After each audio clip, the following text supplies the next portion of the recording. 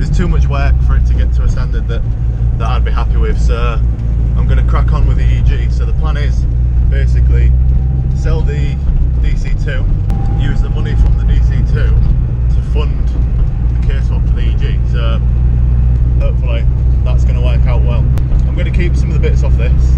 The suspension I'm going to try and keep. I'm also going to keep the SSRs, they're not going. There might be a few other bits and bobs that I'd like to keep, but we'll have to see if the new owner is okay with that. See if we can come to some sort of deal. Today I'm going to make a start on taking the suspension off the DC2 and putting them onto the EG. So I just need to go and get some proper tools, because as always I don't have the correct tools. So while I'm out I will do a walk around of the DC2, because I know somebody asked for it. So I'll get that done and I'll show you all the bad bits and the reasons why I'm not happy with it and kind of what it's like to live with and stuff like that.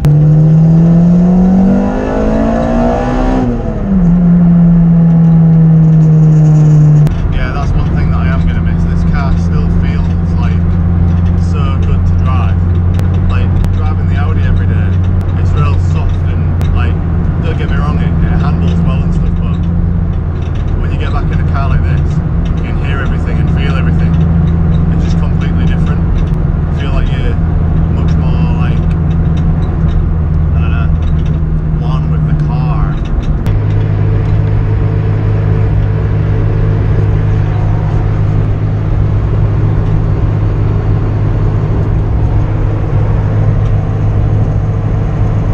Who goes to McDonald's and doesn't give you a straw with your drink? Jesus. Alright, so here's the car. Not looking too great at the minute. Obviously I've got the black front bumper on it. Got pulled over with the cut rear bumper and I had the US front end on. And obviously when I had the US front end on, I took my full beam out for a cold air intake.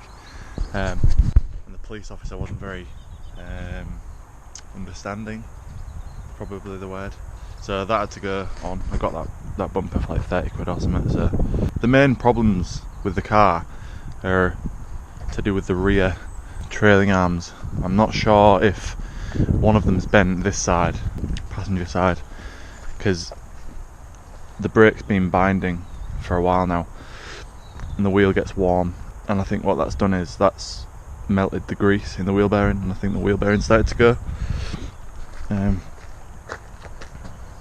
Looks like it's towing in a bit, but it should be. Yeah, just other things really. Obviously the rear arches got done. Haven't had a chance to paint them properly, and I think because of like Milano pink problems, the car would need a full respray. So that's a lot of money to do that. They also don't fit those wheels that I've got on the front. They don't fit on the back, so they're Joe's. I'm gonna have to give him those back.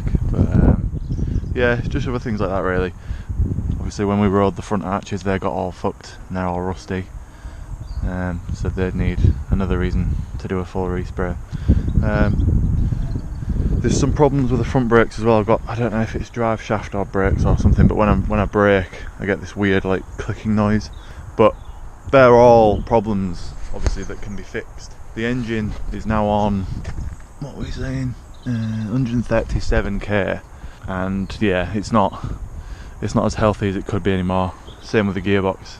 Gearbox is kind of okay. It only crunches if you properly smash it. But as soon as you get on track and everything gets warmed up, it's fine. So yeah, like all those reasons, I mean, to some of you that might not be a lot really, but to me that's a lot of time and effort and money to put into a car, you know. The EG, that's such a mint shell that I could just sell this to my friend. He's happy to take it. He knows everything that's wrong with it. He knows all those bad points I just listed, and the money that he's offering, I can use to case swap the EG. So, like, to me,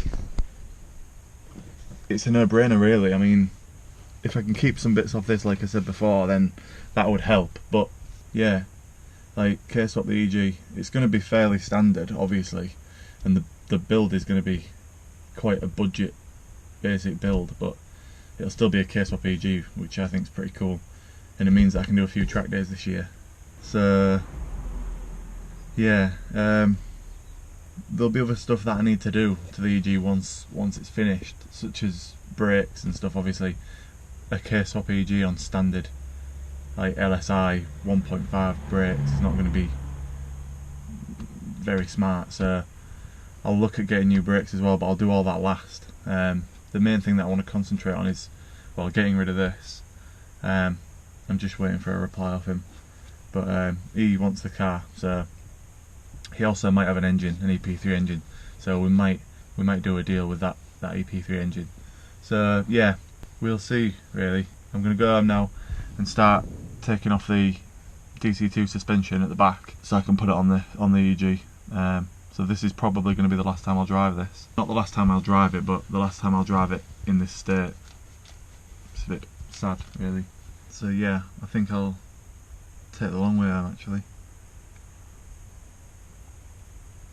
It's been a good car though. I mean, you know, when I bought it, it was completely standard, and I did kind of definitely ruin it, but we had fun in it. Did a lot of track days last year. I mean, before last year I hadn't done any track days.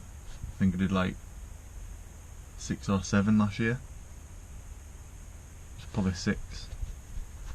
But yeah, so I'm going to go home now and yeah, start swapping the suspension out. I'm going to have to do the DC2 on the drive because I need to leave a space in the garage for at least one car, and obviously the EG's in there and that doesn't start, so I can't move that.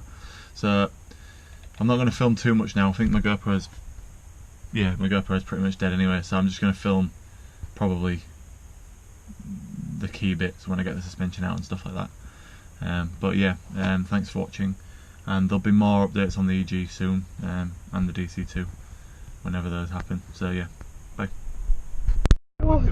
What? Daily goals, mate. Wow. First I was exposed to Sean Paul. Right then guys, so that's one rear shock out and LCA. That took me quite a while actually. I've stripped down the same side on the EG as well, so I'm just going to go back out and put the standard EG suspension on the DC2 so I can keep these for the EG. I'd probably say these are my most favourite part I've ever bought for the car. HKS coilovers.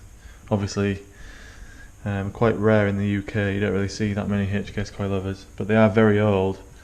I'd be surprised if they were any younger than 10 years, but they feel great. You know, there's no knocking or anything, or they're not rail bouncy, damper adjustable obviously on the top. But yeah,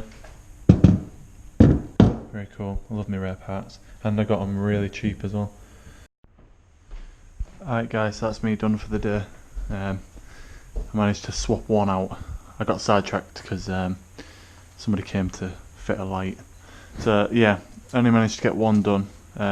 It's that back one there. Don't know if you're able to see it from this far away, but yeah, it looks way higher now, but not too bad.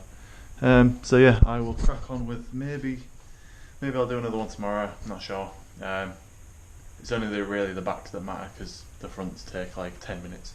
So I might do the other rear one tomorrow. Thank you for watching, and I will catch you again soon. Bye.